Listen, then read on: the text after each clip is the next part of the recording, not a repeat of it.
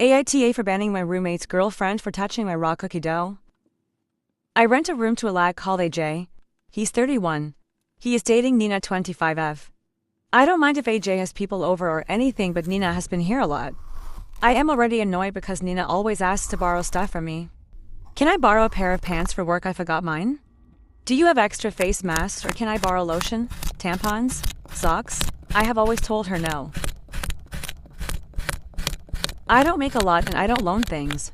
She was furious I wouldn't give her a pad, but I use a diva cup and period underwear, and I'm not sharing those.